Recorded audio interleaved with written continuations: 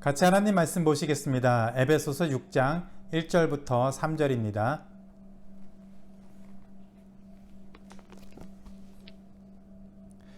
자녀들아, 주 안에서 너희 부모에게 순종하라. 이것이 옳으니라. 내 아버지와 어머니를 공경하라. 이것은 약속이 있는 첫 계명이니 이로써 내가 잘되고 땅에서 장수하리라. 아멘. 오늘은 마더스데이, 어머니의 날입니다. 웨스트 버지니아에 살던 애나 자비스가 자신의 돌아가신 어머니를 추모하면서 시작된 날이죠. 1914년에 윌슨 대통령이 5월 둘째 주일을 마더스 데이로 지정하면서 지금까지 미국에서 굉장히 중요한 또 가정의 의미를 돌아볼 수 있는 그런 날로 지키고 있습니다. 제가 2005년도에 미국에 처음 도착한 날이 그때는 몰랐지만 마더스데이 다음 날이었습니다. 그래서 그 해에는 마더스데이라는 것이 어떻게 진행되는지 몰랐습니다. 근데 그 다음 해에 2006년도에 마더스데이가 되니까 첫째가 학교에서 엄마를 위해서 만들었다고 하면서 이제 선물을 가져다 주더라고요. 근데 저에게는 아무것도 안 주더라고요. 그래서 좀 내심 섭섭했는데 한 달 뒤에 Father's Day가 있었습니다. 그 Father's Day에 또 첫째가 학교에서 만들었다고 하면서 선물을 이제 가져다 줬습니다. 그런데 Mother's Day에 만든 그 선물과 Father's Day에 만든 선물을 비교해 보니까 너무 차이가 나더라고요. Mother's Day의 선물은 오랜 시간 동안 정성껏 만든 그것이 드러난 그런 아주 좀 좋은 선물이었고, Father's Day의 선물은 며칠 그냥 애들이 뚝딱뚝딱 해서 만든 좀 그런 모양의 선물이었습니다. 그런데 어떤 해에는 Father's Day에 그런 선물도 없더라고요. Mother's Day에는 매년 어머니를 위해서 선물을 학교에서 만들고 준비하는데 Father's Day에는 스킵하는 날도 있었습니다. 그때 제 느낌은 미국에서 아빠가 엄마한테 밀리는구나 그런 생각을 했습니다. 물론 이제 아이들이, 자녀들이 부모님 또 아버지와 어머니를 사랑하고 공경하는 마음은 똑같을 줄 압니다. 또 그런 사랑의 마음으로 자녀들이 또 부모님을 공경하고 또 사랑하고 또 존경하는 그런 마음으로 또 귀한 가정을 이루고 있을 줄 믿습니다. 함께 예배드리고 있는 어머니 또는 아내가 있으면 같이 옆에 분에게 해피 마더스 데이 라고 말해 주시고 한번 안아 주시겠습니다.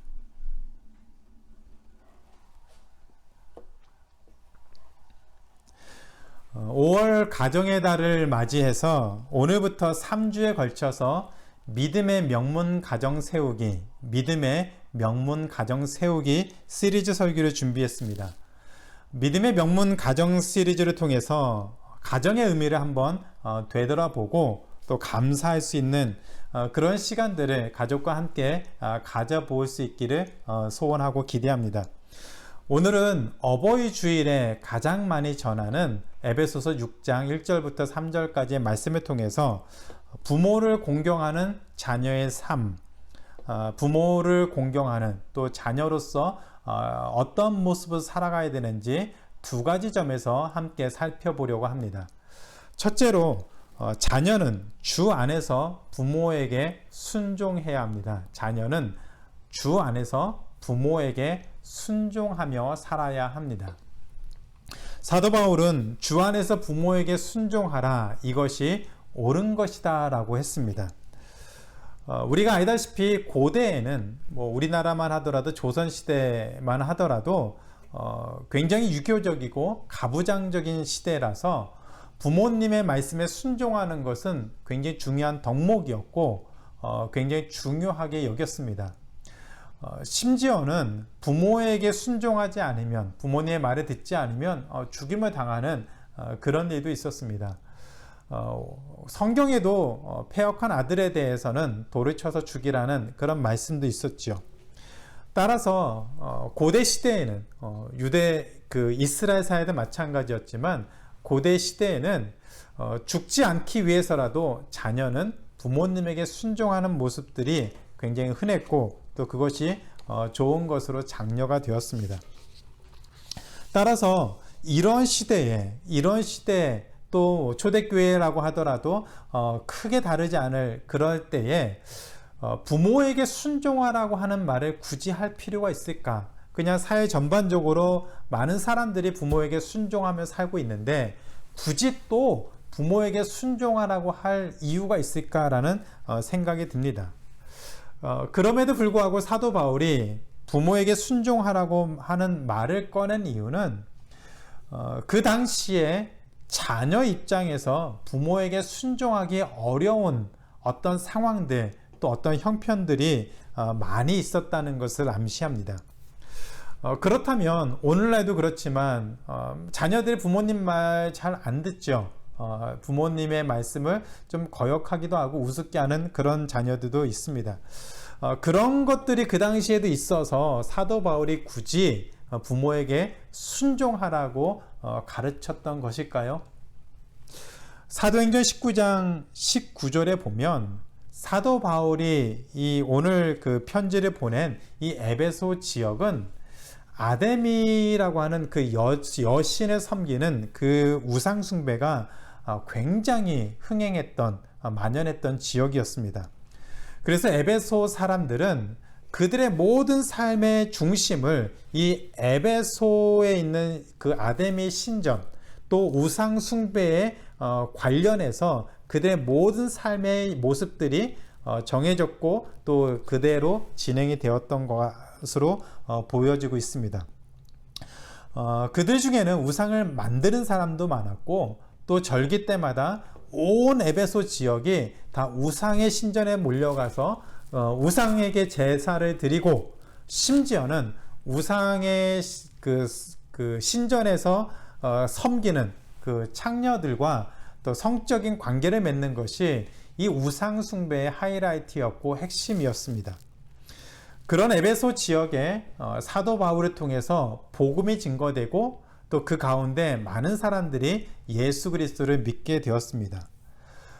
그 중에는 젊은 사람도 있었겠지요. 이 젊은 사람들이 예수님을 믿어서 이제는 그리스도인으로서 살아가는 그런 상황인데 여전히 우상 숭배를 하며 살아가는 그 부모님과의 그 삶 속에서 나타나는 갈등하는 문제들이 점점 커졌던 것 같습니다.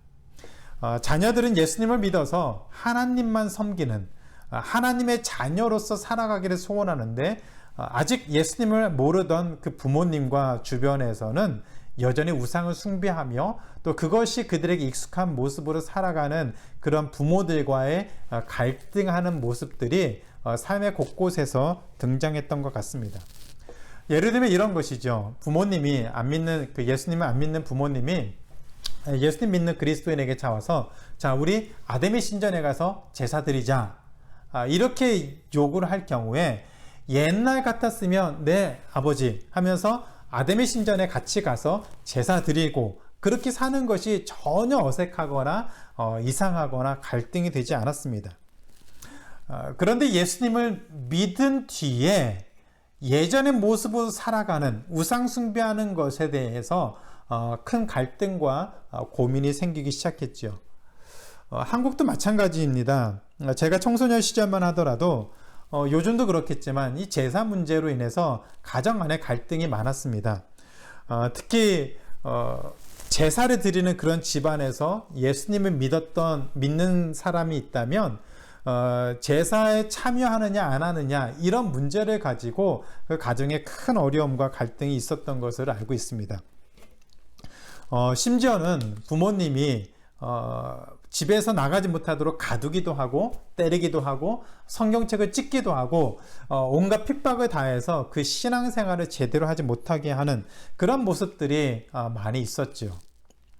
그래서 사도 바울이 가정 안에서 이 믿음으로 말미암아 예수 그리스도를 믿는 것으로 말미암아 갈등을 겪는 그 그리스도인들에게 이렇게 얘기를 하고 있습니다. 주 안에서 너희 부모에게 순종하라. 주 안에서 너희 부모에게 순종하라. 이것이 옳으니다 라고 얘기를 합니다. 부모에게 순종하라고 말을 하고 있는데 여기에 조건을 하나 붙였습니다. 주 안에서 부모에게 순종하라는 조건을 붙였습니다. 자녀로서 부모에게 순종하는 것은 당연하지요. 그런데 주 안에서 부모에게 순종하라는 말은 부모님의 어떤 명령, 어떤 얘기들을 듣고 순종할 때에 고려해야 될 것, 무엇인가 다시 생각하게 만드는 것이 있는데 그것이 바로 주 안에서 이 문제를 돌아보라는 얘기입니다.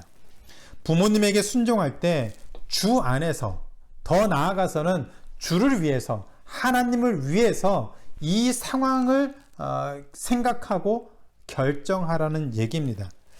이 말은 부모님에게 순종하는 것이 하나님의 뜻, 그러니까 하나님의 자녀들이 하나님의 뜻을 이루기 위해서 이 땅을 살아가는데 부모님의 요구에 순종하는 것이 이 하나님의 뜻과 부합하는지 아니면 어긋나는지를 분명히 생각하면서 어떠한 결정을 내려야 된다는 얘기입니다. 예를 들면 부모님이 함께 신전에 가서 아담이 신전에 가서 함께 제사를 드리자라고 요구할 때 예전 같으면 그냥 따라갔지만 예수님을 믿는 그리스도인이 된 이후에는 부모님의 그런 요구에 예라고 대답하기보다는 그 문제를 놓고 기도하면서 하나님의 뜻을 이루는 것이 무엇인지를 고민하고 갈등하는 그런 시간들을 통해서 하나님의 뜻을 이루는 결정을 해야 된다는 얘기입니다. 우리는 오늘날도 마찬가지이죠. 결혼 정년기가 되었는데 부모님이 점쟁이에 가서 점 한번 보자라고 얘기를 한다면 어떻게 하시겠습니까? 부모님에게 순종하시겠습니까? 아니면 하나님의 자녀로서 그것은 옳지 못한 것이기 때문에 거절하시겠습니까? 거절하는 것이 옳은 것이죠. 제사상에서 죽은 조상에게 절을 하라고 하면 그리스도인으로서 거부하는 것이 옳은 것입니다. 부모님이 그러지는 않겠지만 남을 해치는 일을 시키면, 그런 명령을 내리면 거부하는 것이 옳은 것입니다. 신앙을 포기하면서 하나님을 버리면서 불의를 행하면서 부모에게 순종하는 것은 옳지 않은 것입니다. 그러면 교회는, 성경은 부모에게 순종하는 것을 가르치지 않을까요? 아닙니다. 오히려 주 안에서 부모에게 순종하라는 것은 우리가 생각하는 것보다, 보통 사람들이 하는 그런 순종보다 더 어려운 것을 요구하고 있습니다. 부모는 자녀와 부모의 관계는 가장 가까운 관계입니다. 이 세상에 존재하는 어떤 관계보다 부모와 자녀의 관계는 가장 가까운 관계입니다. 서로 사랑하며 서로 많은 영향력도 주지만 동시에 가장 많은 상처와 아픔을 줄 수 있는 관계이기도 합니다. 자녀들은 부모님의 사랑을 한 몸에 받지만 동시에 부모님에게 많은 상처도 받고 자라게 됩니다. 부모님에게 받은 상처는 자녀에게 굉장히 치명적이어서 성인이 되어서도 그 상처로 인해서 다른 사람과의 관계가 어렵기도 하고 또 그로 인해서 삶에 많은 문제들이 생길 수도 있습니다. 부모님이 알코올 중독이거나 자녀들에게 육체적으로 또 언어적으로 폭력을 행하면 자녀들에게는 굉장히 돌이킬 수 없는 상처가 되겠죠. 그것을 회복하는 것이 정말 쉽지가 않습니다. 하나님은 그런 일을, 자녀 입장에서 자신들에게 그런 행동을 보인, 또 그런 모습으로 살아가는 부모님의 그런 모습, 또 그런 부모님을 자녀로서 또 주 안에서 순종하라고 가르치고 있습니다. 명령하고 있습니다. 미국 신학교에서 한 청년이 말씀을 듣는 중에 교수님이 이런 얘기를 했습니다. 그러니까 부모님을 용서하라. 부모님이 어떠한 잘못을 했던지 그 부모님을 용서하라는 그런 말씀을 했습니다. 그 말씀을 듣는 순간 이 청년이 얼굴이 어두워지면서 근심을 하기 시작했습니다. 나중에 사정을 듣고 보니 이 청년의 아버지가 알코올 중독자였고, 그리고 술만 마시면 자신과 어머니를 구타하고 또 가정에 큰 어려움을 주고 가정이 깨어졌다는 얘기를 했습니다. 그러나 교수님이 하신 말씀처럼 그런 아버지를 용서하라는 그런 말씀을 듣고 마음에 갈등하게 되고 고민하게 되고, 그리고 오랜 시간 동안 아버지와 관계를 끊었던 그런 모든 시간들을 다시 회복하기 위해서 아버지에게 연락을 했습니다. 그리고 더 나아가 이 청년의 졸업식에 그 아버지를 초대하며 관계가 회복되는, 그래서 아버지로서 인정하고 또 아버지의 관계가 회복되는 그런 시간을 가졌다고 합니다. 그런 과정들이 결코 쉽지 않겠죠.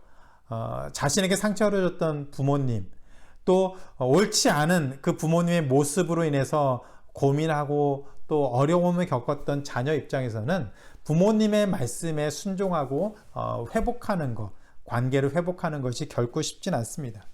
그러나 그것이 하나님의 명령이기 때문에, 그런 부모님을 주 안에서 순종하는 것이 하나님의 명령이기 때문에 하나님의 은혜를 구하고 우리의 마음을 움직여 달라고, 또 부모님의 마음을 움직여 달라고 기도하면서 하나님의 은혜를 구하면서 그 모습을 회복하는 것, 그것이 바로 주 안에서 부모에게 순종하는 모습입니다. 이처럼 부모님에게 주 안에서 순종하게 되면 우리는 또 한편으로 구원의 은혜를 함께 나눌 수 있는 그런 기회도 갖게 됩니다. 부모님은 자녀들을 그 누구보다도 잘 알고 있습니다. 저도 제 아이들을 잘 압니다. 모습만 봐도, 말하는 그런 것만 좀 들어도, 얼굴 표정만 봐도 이 아이가 지금 무슨 얘기를 하는구나, 무엇을 하고 싶어 하는구나, 그런 것들을 알게 됩니다. 부모님에게 주 안에서 순종하면서 사는 그런 자녀의 삶은 함께 믿음으로 살아가는 그 부모님에게는 큰 자랑이 되고 큰 기쁨이 되겠죠. 동일한 믿음을 가지고 주 안에서 순종하는 그런 자녀의 모습은 함께 믿음을 가지고 살아가는 부모에게 정말 큰 감사의 제목이 될 수 있습니다. 우리의 구원이 이렇게 풍성한 삶을 나누고 있음을 부모님과 자녀가 함께 고백하며 그 은혜를 동일하게 누릴 수가 있죠. 그리고 만약에 믿지 않는 부모님에게는 주 안에서 부모에게 순종하는 모습을 통해서 예수님이 어떤 분이신지, 그리고 예수님을 믿는다는 것이 무엇인지 그 누구보다 그 자녀를 통해서 부모님에게 확실하게 전할 수가 있습니다. 예수를 믿어서 변화된 자녀들의 모습, 그것을 누가 가장 먼저 알아볼까요? 바로 부모님이겠죠. 좀 전에 말씀드린 것처럼 부모님은 그 자녀의 모든 것들을 다 기억하고 알고 있습니다.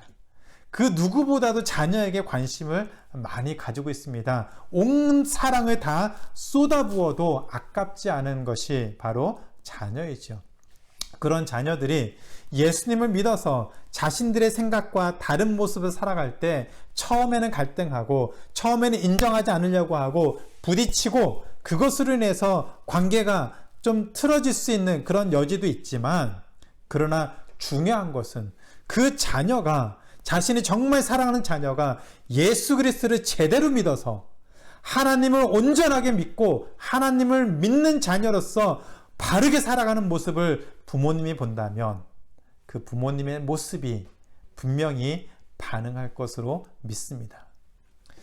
그 누구보다도 잘하는 그 자녀가 하나님의 자녀로서 온전한 모습을 살아가는 것을 그 부모님이 본다면 반드시 하나님의 말씀을 전할 수 있는, 복음을 전할 수 있는, 구원의 은혜를 나눌 수 있는 기회를 반드시 갖게 됩니다.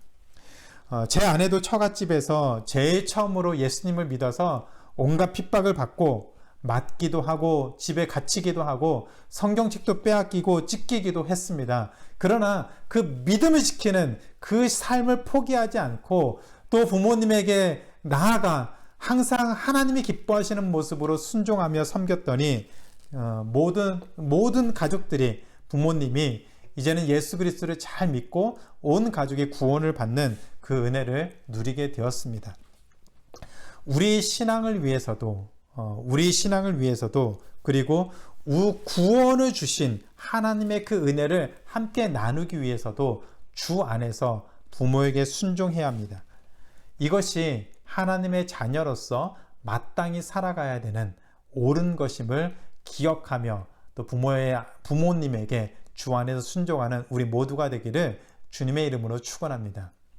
둘째로 자녀는 부모를 공경해야 합니다. 자녀는 부모님을 공경하며 살아야 합니다. 순종이라는 것은 상하 관계를 전제로 해서 얘기를 합니다. 윗사람에게 또 권위에 순종하고 따라가는 것이죠. 그런데 하나님의 자녀에게는 이 순종을 넘어서 공경하라고, 부모님에게 순종하는 것을 넘어서 부모님을 공경하라고 얘기를 하고 있습니다. 사실 공경하는 것보다는 순종하는 것이 쉽습니다. 순종이라는 것은 그 외적인 태도와 좀 더 관계가 있고 연결이 되어 있습니다. 마음이 어쨌든지 부모님 앞에 네 하고 또 부모님이 하라는 거 그냥 하는 척이라도 하면 부모님이 보시기에 내 아들이 내 딸이 순종하는구나 라고 생각하실 수 있습니다. 그런데 공경을 하는 것, 부모님을 공경하는 것은 마음의 태도, 즉 내적인 태도와 연결이 되어 있습니다.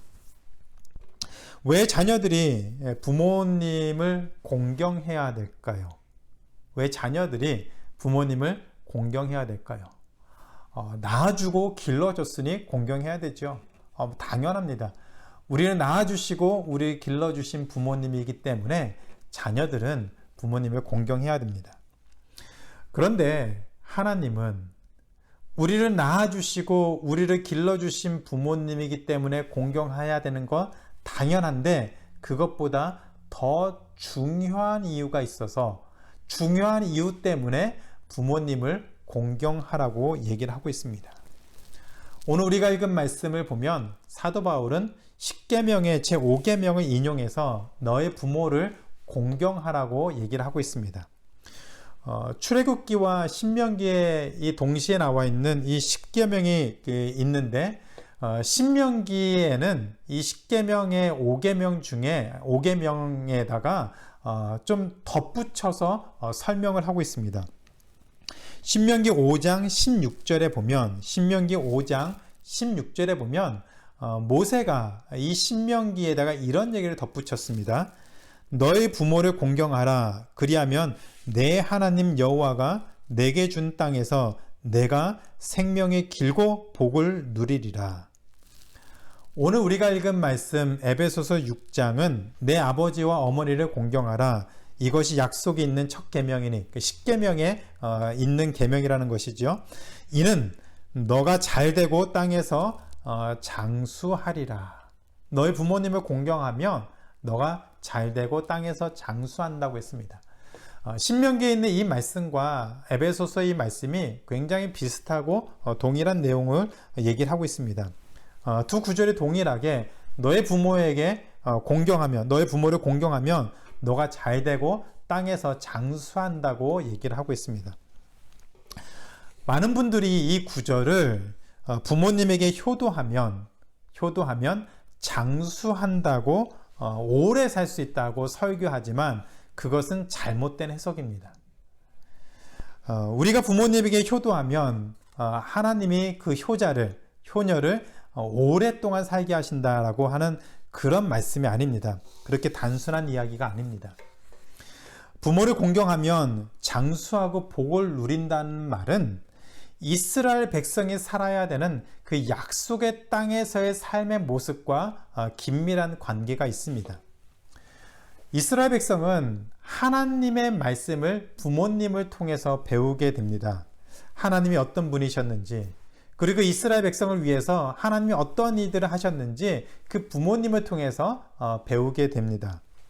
그리고 부모님은 자녀에게 하나님이 어떤 분이신지 가르치고, 그리고 하나님만 섬기면서 평생 살라고 그렇게 권면하고 가르치지요.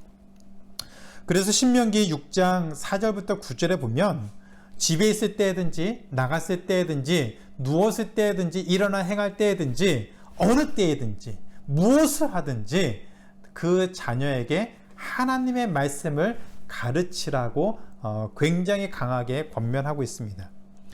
왜 그렇게 해야 되냐면 신명기 6장 2절에 이렇게 얘기를 합니다. 이렇게 하는 이유는 곧 너와 내 아들과 내 손자로 평생에 내 하나님 여호와를 경외하며 내가 너희에게 명한 그 모든 규례와 명령을 지키게 하기 위한 것이며, 잘 들으세요. 또 내 나를 장구하게 하기 위한 것이라. So that you may enjoy long life.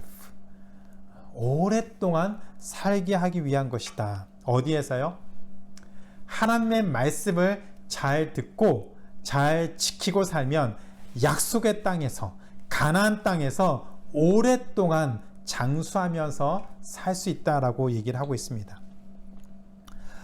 반대로 이스라엘 백성이 하나님의 말씀을 지키지 않고 버리고 우상을 숭배하고 그리고 하나님이 없는 것처럼 살아가면, 말씀대로 살지 못하면 어떻게 될까요?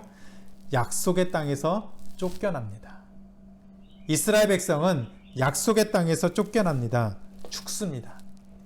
가나안 땅은 전쟁이 끊임없이 일어나는 곳입니다. 민수기에 보면은 모세가 12정탐꾼을 가나안 땅에 보내서 그 땅이 어떠한 땅인지 보고 돌아오도록 하죠. 그 중에서 이 10명의 정탐꾼이 이스라엘 백성에게 이 가나안 땅을 이렇게 소개합니다. 이 가나안 땅은 하나님이 주시겠다고 하는 이 약속의 땅은 사람을 삼키는 땅이다. 사람을 죽이는 땅이다 라고 소개를 합니다. 그것이 무슨 말이냐면 이 가나안 땅에는 전쟁이 끊임없이 일어나는 곳이었습니다. 어느 나라가 흥왕하든지 이 가나안 지역을 차지하기 위해서 끊임없이 북쪽에서든지 남쪽에서든지 그 가나안 땅 안에서든지 끊임없이 전쟁이 일어났습니다. 그래서 그 땅을 사람을 삼키는 땅, 사람을 죽이는 땅이다라고 얘기를 하고 있습니다. 그래서 이렇게 전쟁이 끊임없이 일어나는 이 땅에서 오랫동안 살기 위해서 전쟁을 경험하지 않고 전쟁을 하더라도 죽지 않고 살아갈 수 있는 유일한 방법이 있는데, 그 방법은 하나님을 잘 믿고 하나님을 잘 섬겨서 하나님이 이 모든 전쟁으로부터 사망으로부터 보호해 주셔서 그 땅에서 오랫동안 사는 것입니다. 그래서 하나님이 이스라엘 백성을 지켜주셔야 이스라엘 백성은 죽지 않고 그 땅에서 오랫동안 살 수 있었습니다.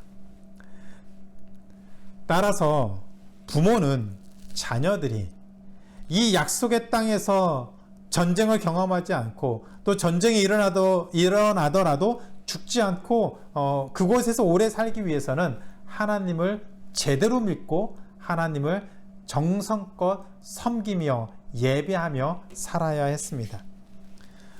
부모님이 먼저 하나님의 말씀을 듣고 말씀을 받고 그리고 이 말씀을 자녀에게 그대로 전해줘야만 그 자녀가 또 말씀을 받고 또 그 자녀들에게 다시 이 말씀을 전해줘야만 이 믿음이 대대로 전해지면서 이 하나님을 믿는 신앙이 제대로 전해지면서 그들이 그곳에 살아야만 오랫동안 살 수 있다라고 얘기를 하고 있습니다. 여러분 어렸을 때 그 바톤 터치, 이어달리기 많이 해보셨죠? 그 이어달리기 때 이런 바톤을 하나씩 들고 첫 번째 주자가 한 바퀴를 뛰고 그 다음 주자에게 이 바톤을 이렇게 넘겨줍니다. 그럼 그 다음 주자가 바톤을 받고 또 다시 한 바퀴를 돌고 다음 주자에게 다시 바톤을 넘겨주고 하면서 이어달리기가 계속 진행이 됩니다. 그런데 이 바톤을 넘겨줬는데 이 바톤을 놓쳐서 못 잡거나 떨어뜨리면 이어달리기를 계속하지 못하죠. 또 바톤을 받긴 받았는데 우리 편 바톤이 아니라 다른 바톤을 이어받아서 달리면 실격 처리가 됩니다. 부모님이 받은 이 바톤은, 우리 부모님이 받은 이 바톤은 하나님의 말씀이고 하나님을 온전히 섬기는 삶의 모습입니다. 이 모습을 자녀에게 그대로 가르쳐주고 전해줘서 자녀가 동일한 모습으로 살아가고 하나님을 온전히 믿고 하나님을 섬기는 모습으로 살아가는 것, 그렇게 해야만 이 바톤이 계속해서 전해질 수가 있습니다. 그 일을 부모님이 하셔야 됩니다. 그 일을 부모님이 하셔야 되는데 여기에 중요한 원리가 한 가지 있습니다.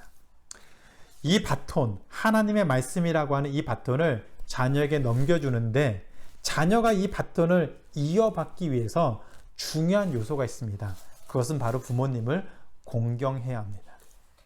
한번 여러분 생각해 보세요.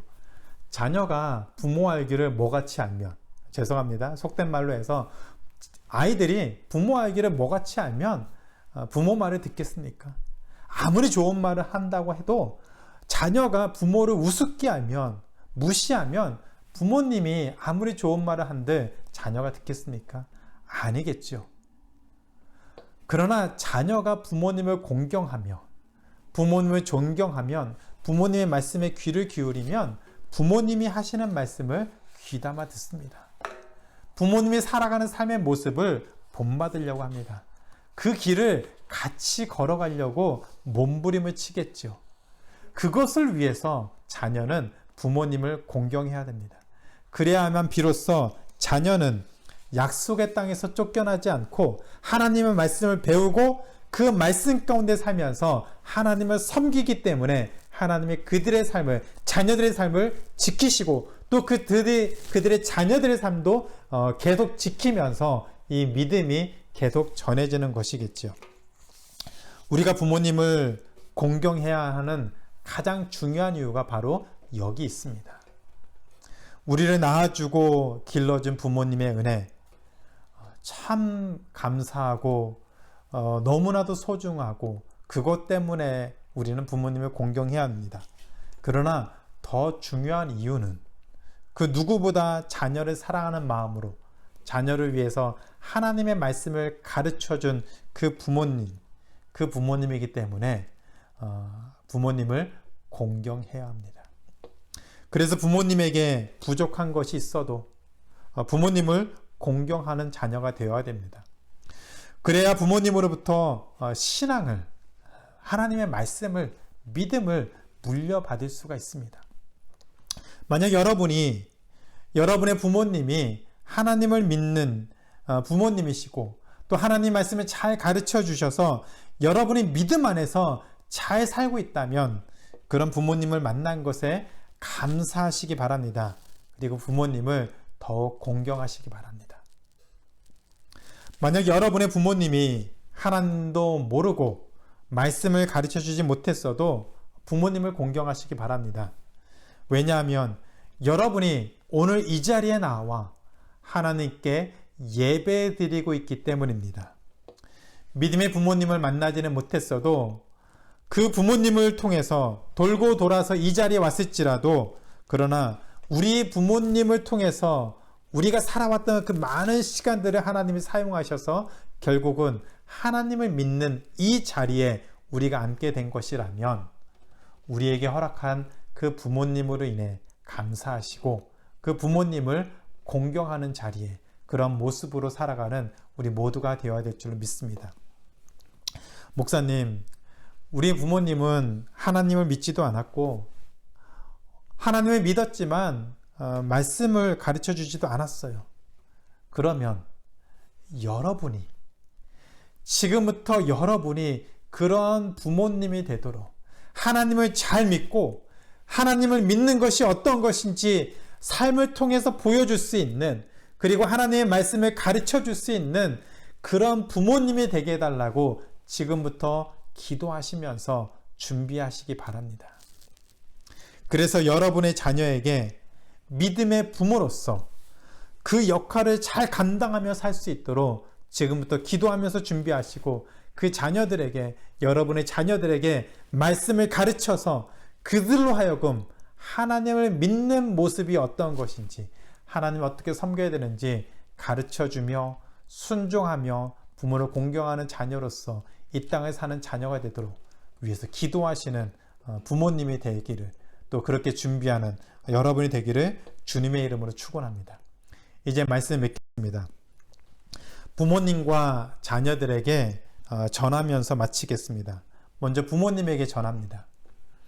자녀들이 아직 품 안에 있을 때 순종하는 그런 모습을 살아갈 때 부모님을 공경하는 모습, 그런 삶을 가르치시기 바랍니다. 어려서부터 하나님의 말씀을 가르쳐야 합니다. 그러면 그 자녀는 부모님에게 순종하고, 그리고 더 커서는 부모님을 공경하는 자녀로 자라게 될 줄로 믿습니다. 부모님이 그 일을 하시면 그 믿음이 자녀에게 전해질 것이고, 그 자녀는 믿음으로 반응하며 하나님 앞에 나오게 될 줄로 믿습니다. 그리고 자녀된 여러분, 각자의 부모님을 하나님이 주신 감사의 제목으로 생각하시며 그 부모님에게 순종하고 공경하는 삶을 사실 수 있기를 주님의 이름으로 축원합니다. 완벽한 부모는 없습니다. 원해서 또 원하지 않아서 또 부족한 모습으로 살아갈 수도 있습니다. 부모님도 실수할 수 있습니다. 그런 부모님의 부족함에도 불구하고 그분들의 존재와 삶의 모습으로 인해서 오늘 우리가 이 자리에 서 있게 되었다면 그런 부모님에게 감사하시고, 그런 부모님을 우리 마음을 다해서 공경하는, 또 자녀로서 그렇게 사는 것이 또 하나님이 기뻐하시는 모습이고, 또 하나님이 우리에게 주시는 명령인 것을 기억하시고, 또 그것이 옳은 것임을 기억하시고, 우리에게 주신 부모님, 그 부모님을 사랑하고 또 공경하는 우리 모두가 되기를 주님의 이름으로 축원합니다.